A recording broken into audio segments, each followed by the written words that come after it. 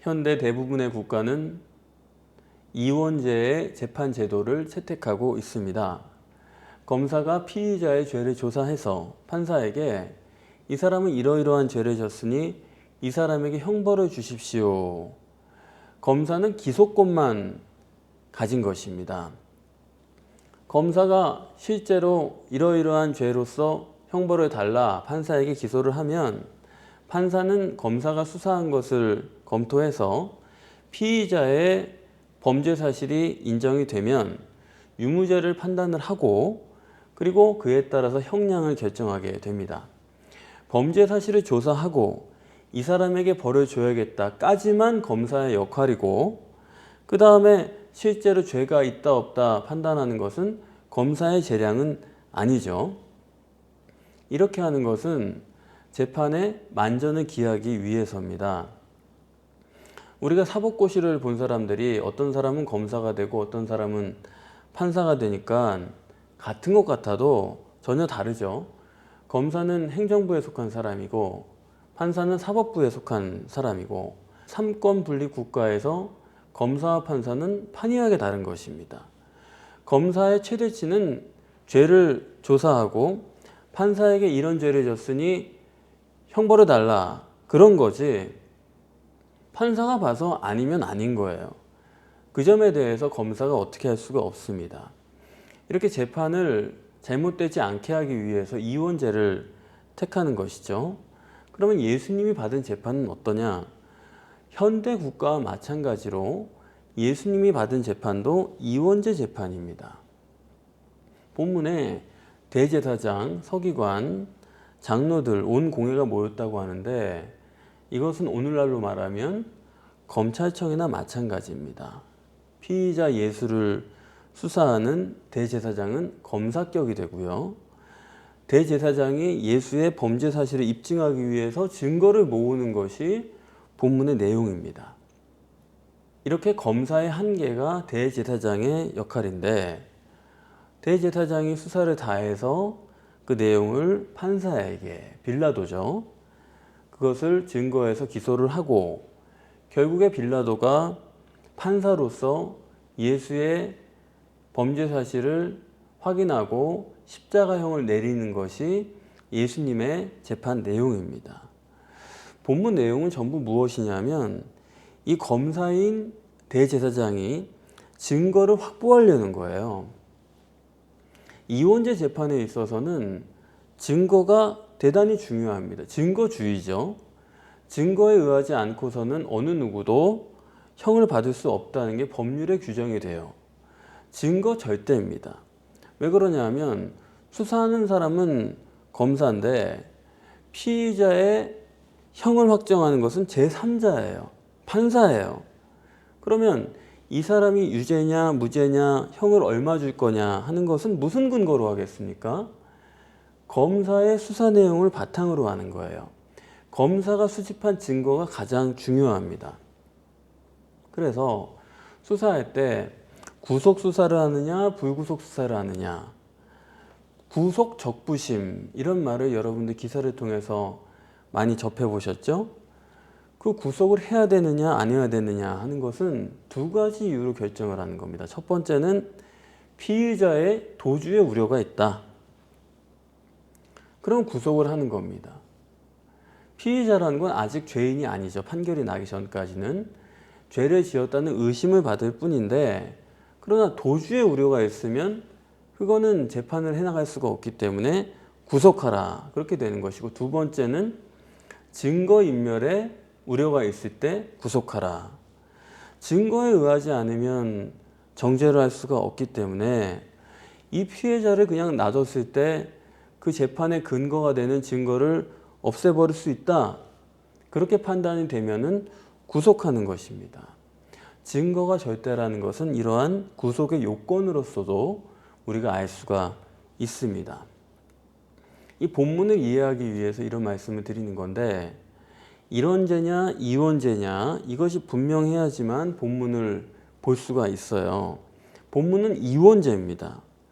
가장 중요한 것은 검사의 입장에서 증거를 확보해야 되고 그래야지만 그것을 판사가 판단할 수 있을 것 아닙니까? 그래서 예수님의 재판은 증거를 가지고 싸우는 재판이다 하는 것을 여러분들이 보실 수 있기를 바라요. 그런데 본문이 어려운 건 뭐냐면 지금 거짓 증거를 찾고 있다는 구절, 이것 때문이에요.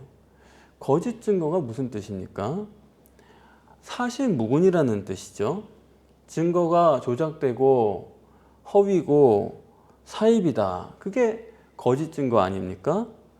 마치 나봇의 재판처럼 그 아하방 궁궐 옆에 있는 나봇의 포도원을 아하방이 너무 갖고 싶었죠. 그래서 나봇에게 그 포도원을 나한테 돈을 받고 팔든지 아니면 내가 가지고 있는 다른 포도원과 바꾸든지 그러자고 했는데 나봇이 거절하는 겁니다. 왜냐하면 율법에 따르면 땅은 바꾸는 게 불가능해요. 조상 때부터 내려온 땅인데 내가 어떻게 그렇게 합니까? 안 된다 그러니까 아하방이 그 포도원이 너무 갖고 싶어서 알아눕죠. 병이 났습니다. 그랬더니 그 아내 이세벨이 당신은 왕이 돼가지고 그것 가지고 그러면 어떡해요? 그러면서 거짓 증인을 세워가지고 나봇이 하나님과 왕을 저주했다. 이런 증언을 통해서 사형을 시켜버리죠. 그게 나봇의 재판인데 그것은 허위 증거입니다. 그런데 그것은 이론죄의 경우에 가능한 거예요. 검사와 판사가 동일한 그것까지 끝내버리는 이세벨이기 때문에 그게 되는 것이고, 그런데 예수님 재판은 아까 말씀드린 바와 같이 이원죄 재판입니다. 검사인 대제사장이 판결을 하는 게 아닙니다. 빌라도가 할 거예요. 그렇기 때문에 거짓 증거를 빌라도에게 줬다가 빌라도가 볼 때 그것이 무죄라고 생각하면 방법이 없는 것입니다. 그래서 이 본문을 애초부터 이것 자체가 어떤 재판인지를 여러분이 아셔야 돼요. 그걸 모른 채로 그저 예수님의 재판은 조작됐고 허위고 날조다, 그런 식으로 본문을 보게 되면, 아니 학자들도 그렇게 보는 사람들이 여럿이에요. 여러분, 이원죄에서는 증거가 참 증거여야 됩니다. 거짓 증거 조작했다가는 그거는 말도 안 되는 거예요. 참 증거를 갖다 해도 잘못된 일이 많은데 거짓 증거라는 건 있을 수가 없는 일입니다. 옛날에 살인범을 잡아서 틀림없다 해가지고 증거를 다 구성을 하고 기소를 했는데 검사가 한 것을 판사가 볼 때도 흠이 없어요. 그래서 사형을 내렸는데 나중에 사형을 다 한 후에 진범이 뒤늦게 잡힌 겁니다. 그러면 도대체 이 판사와 검사는 어떻게 되는 겁니까? 자기들의 잘못으로 인해서 전혀 무죄한 사람을 죽인 거예요. 그래서 실제로요, 그분들이 다 옷을 벗고 중이 됐다. 이거 실제 사건입니다. 오늘날도 검사의 고가를 매길 때도 자기가 기소한 사건 중에서 무죄 사건이 몇 건이 있으면은 그건 진급이 불가능합니다. 아니 도대체 증거 요건도 다 갖추지 못한 무죄가 될 수 있는 사건들을 밀어붙인다는 거는 이거는 안 되는 거죠. 그렇기 때문에 검사나 판사 입장에서는 정말 모든 걸 걸고 범죄 사실을 입증할 수 있는 참 증거를 찾는 거지, 그들이 뭐하러 거짓 증거를 필요로 해요. 본문도 그렇게 써있지 않습니다. 59절에 거짓 증거 같으면 거짓 증거를 만들면 돼요. 거짓 증인 같으면 거짓 증인을 세우면 돼요. 그런데 본문은 거짓 증거를 찾는다는 것입니다. 거짓 증거는 찾는 것입니까? 조작하는 것입니까? 거짓 증거를 찾는다고 하는데도 아무렇지도 않게 참 증거가 아닌 것으로 조작하는 것으로 그렇게 보는 것은 본문을 전혀 바로 보는 게 아니죠. 여기 거짓 증거라고 한 것은 처음부터 이것이 그런 허위나 날조의 개념이 아니라는 것을 여러분들이 볼 수 있어야 됩니다. 거짓 증거 들고 갔다가 빌라도가 무죄라고 그러면 대제사장의 기소는 아무것도 아닌 게 되는 거예요. 그래서 여기 지금 대제사장이 찾은 증거라는 것이 실제로 예수님이 성전을 허물라, 내가 사흘 만에 일으키리라. 그런 말을 하신 적이 있죠? 그렇지 않습니까? 그렇기 때문에 여기 지금 증인이 증거하는 것도 없는 말을 꾸며낸 게 아니고 참 증거예요. 그러면 참 증거인데 왜 성경은 거짓 증거라고 그러나? 조작이 아니거든요. 그래서 본문을 이해하시려면 여러분이 먼저 이 거짓 증거, 이것은 진짜 증거지 조작 증거는 아니다 하는 점을 분명히 하셔야 됩니다. 증거 자체는 실제적인 사실이다. 주님이 했던 일을 그대로 증거하는 것이지 없는 일을 만들어내는 것은 아니다. 대제사장이 주님이 범한 범죄 사실을 입증하려고 하는 것이지 진짜 증거를 찾는 것이지 증거를 날조하는 것은 아니다. 이 점을 우리가 봐야 되겠고, 그러면 왜 예수님의 사기, 위선, 사이비 이러한 것을 찾는다라고 말하지 않고 거짓 증거를 찾는다라고 성경이 했느냐? 지금 검사가 기소하려고 하는 범죄 사실은 뭐냐 하면 예수님이 자기를 메시아라고 한다는 것이거든요. 그러면 예수님이 자기를 스스로 메시아라고 한다는 것이 왜 죄목이 됩니까? 그것은 예수님이 메시아가 아니라는 것이죠. 예수님이 메시아가 아니라는 것을 전제하기 때문에 죄라고 하는 것입니다. 지금 이 사람들이 예수님이 메시아가 아니라는 것은 아주 확증을 하고 있어요. 그러고 나서 예수가 사입이라는 것을 증거를 찾는 것입니다. 그래서 본문에서 찾으려고 하는 증거는 뭐냐 하면 예수가 자기를 메시아라고 한 증거를 찾기만 하면 되는 거예요. 예수는 메시아가 아닌데 메시아라고 했다라는 증거만 가져오면 되는 겁니다. 그러면 왜 이렇게 썼느냐? 예수가 메시아라고 거짓말을 한 증거를 찾는다. 그러면 참 쉽죠. 우리도 혼동될 일이 없어요.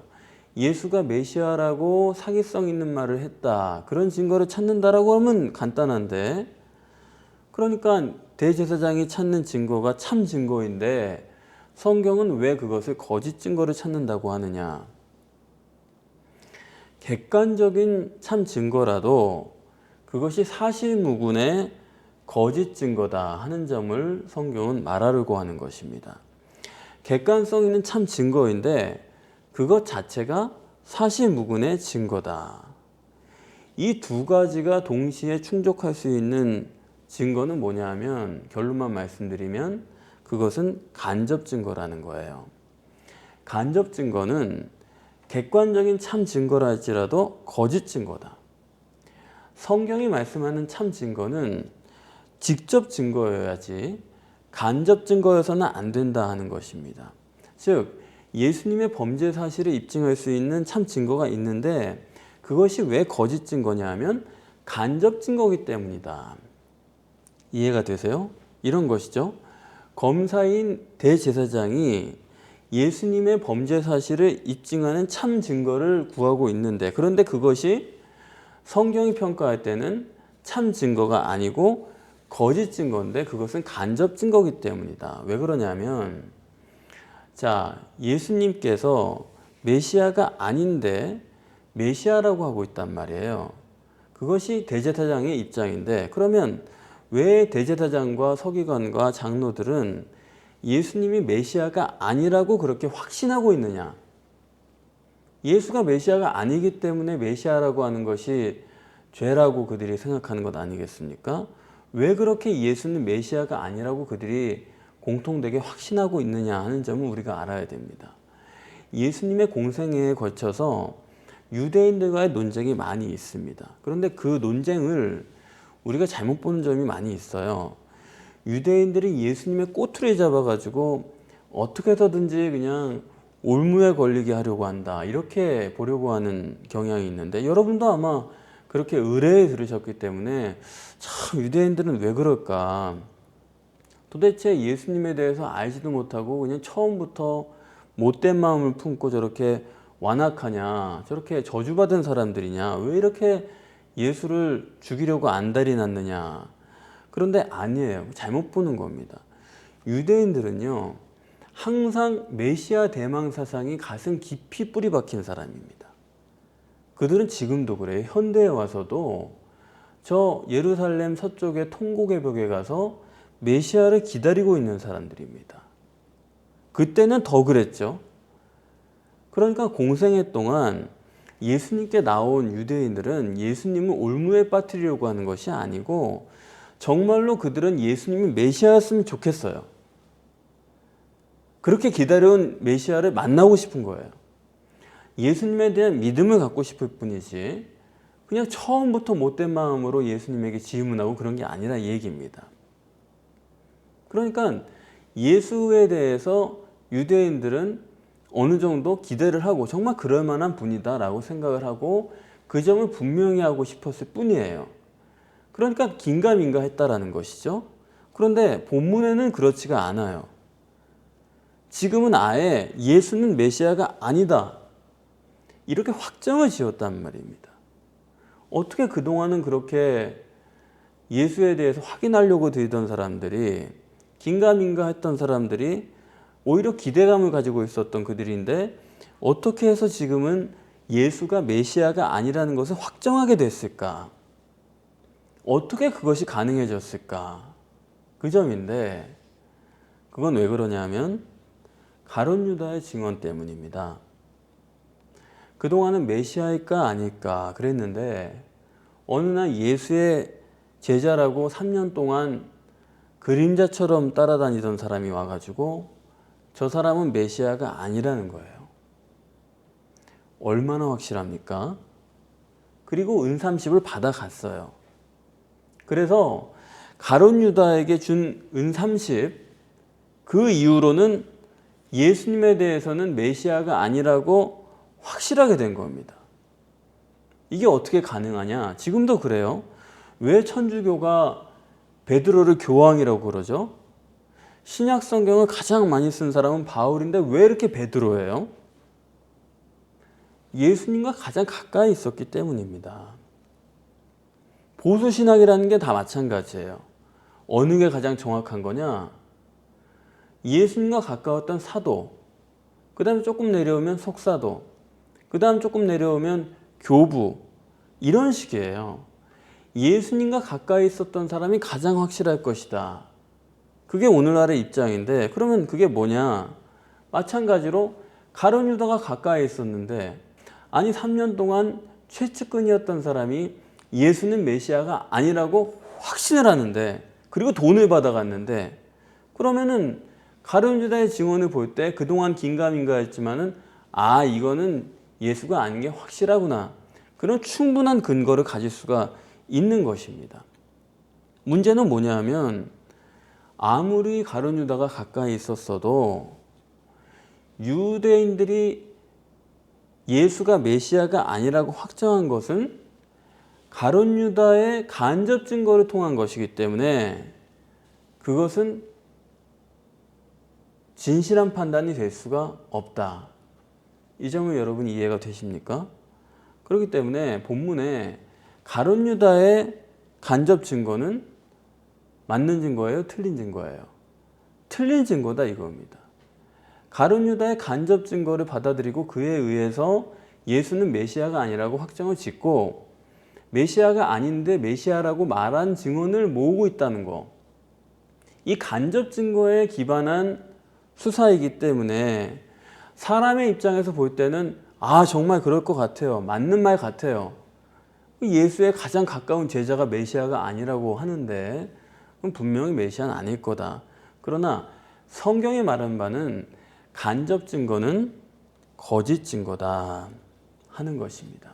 이 점을 우리가 분명하게 볼 수 있어야 돼요. 그래서 유대인들은 예수님이 직접 내가 그리스도다 그렇게 말씀을 하셔도 아 참남하다 그러면서 지금 펄펄 뛰는 겁니다. 가룟 유다의 간접 증거를 듣고 그들은 마음이 확정을 지은 거예요. 예수가 아무리 스스로 메시아라고 얘기해도 그 직접 증거인데 그걸 받아들이지 않고 어디까지나 간접 증거 위에 서 있는 것입니다. 그래서 간접 증거는 실제예요. 가룟 유다가 진실로 말한 겁니다. 정말로 자기가 관찰하고 결론을 내린 거예요. 그것도 분명하게 설명을 했습니다. 그렇지만 그 객관적인 참 증거라 할지라도 간접 증거이기 때문에 그것은 참 증거가 될 수가 없다라는 것이 본문의 증거예요. 물론 성경이 아니더라도 여러분, 간접 증거라는 것은 효력이 없는 것입니다. 어떤 사람이 재판정에 증인으로 나와서 저 코엑스 사거리에서 뺑소니 사건이 있었는데 당신 그 사건을 봤습니까? 네, 그 차가 뺑소니 범인 맞습니다. 아니, 봤어요?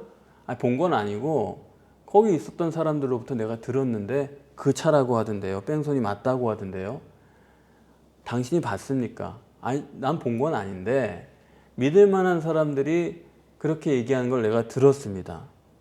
그러면 그거는 증언으로서의 효력이 아예 없는 것입니다. 직접 증거만이 증거예요. 아니면 말고 식으로 하는 거는 그거는 증거가 될 수가 없죠. 그건 다 간접이죠. 효력이 없는 것입니다. 그래서 성경이 볼 때 간접 증거라는 것은 어떤 것도 다 마찬가지로 거짓 증거다. 58절에 그것을 한 번 더 강조하고 있는데 베드로가 멀찍이서 따라갔다 그랬습니다. 그냥 따라갔다고 해도 될 것을 멀찍이란 말을 왜 넣느냐? 멀찍이 간접이란 얘기예요. 직접이 아니란 얘기예요. 멀리서 그냥 보면서, 그러니까 실제로 거기서 일어나는 내용에 대해서는 잘 몰라요. 멀찍이 보기 때문에. 그러나 뭘 본 거는 같아요. 그러나 그 내용은 다 추측할 뿐입니다. 결과를 보고 추측하는 거예요. 다시 말하면 그건 직접 증거가 아니고 간접 증거다. 간접 증거는 어느 정도 타당한 것으로 느껴질 수도 있어요. 그럴듯하게 보일 수 있어요. 하지만 그것은 절대로 직접이 아니다. 대제사장, 서기관, 장로들이 가룟 유다의 증언을 바탕으로 예수는 메시아가 아니다 라고 확정을 졌지만 그건 결국 그들이 이전에 긴가민가 하던 것에서 크게 다르지 않은 것입니다. 자기들이 직접 보고 결정을 내린 게 아니고 직접 보고 판단을 한 게 아니고 가룟 유다의 간접 증언에 의해서 그렇거니 하고 받아들였다는 것은 그것은 절대로 올바른 증거가 되지 못하고 바른 판단이 되지 못한다. 그러므로 거짓 증거다라고 하는 것이 성경의 증언인 것이죠. 이 점에 대해서 조금만 더 적용을 해보면 여러분, 우리의 신앙도 간접 관계가 되어서는 안 돼요. 신앙은 직접 관계여야 됩니다. 간접 관계적인 신앙은 효력이 사실상 없는 거예요. 우리가 설교도 듣고 다른 사람의 간증도 듣고 그것을 내 믿음으로 내 사건으로 받아들이는 건 참 좋습니다. 그러나 거기서 끝나면 안 돼요. 그건 간접이에요. 하나님이 그러셨겠거니 그런 거겠거니 좋죠. 그걸 믿음으로 받아들일 수 있으면 좋지만 그것이 정말로 내 사건이 돼야 됩니다. 들은 걸로 그쳐서는 안 돼요. 그것이 실제로, 그래서 저는 성경도 제가 점점 인생을 살면서 느끼는 건 뭐냐면 성경에 있었던 일들이 실제 내 일이구나. 성경에 이 사람이 경험했던 일이 실제로 나에게도 나타나는구나. 직접 경험이 되는 것입니다. 직접 관계가 되는 거예요. 그래서 성경에서 하나님을 만났던 그 일이 나도 하나님을 그렇게 만나게 되고 간접 관계가 직접 관계로 변화돼야지만 그게 효력이 있는 신앙이 되는 것입니다. 그래서 그런 게 없이 설교를 듣고 간증을 듣고 정말 그게 문제예요. 그게 내 생활 속에 직접화되지 않는 거. 우리와 하나님과의 관계는 직접 관계입니다. 그런 것이 없이 남의 이야기, 설교를 할지라도 남의 것으로 듣고 내 것이라고 생각할 수는 없어요. 설교를 통해서 하나님이 이런 분이구나 알고 그렇게 찾아가면서 직접 그것을 확인하는 것이 신앙이죠. 그냥 믿기만 하라 그런 게 아닙니다. 믿고 그것이 확인되어야 되는 거예요. 하나님과의 관계는 직접 관계여야 된다. 문제는 뭐냐면 설교를 듣고 간증을 듣고 그런 다음에 거기에 멈춰 있는 거예요. 그게 나려니, 그게 내 사건이려니 그게 아니고 주야로 묵상하면서 그것이 실제로 나타날 때까지 기다리는 것입니다. 그것을 기대하는 거예요. 다윗이 그렇게 노래를 많이 만들었는데 그것은 실제로 그가 경험한 하나님이죠.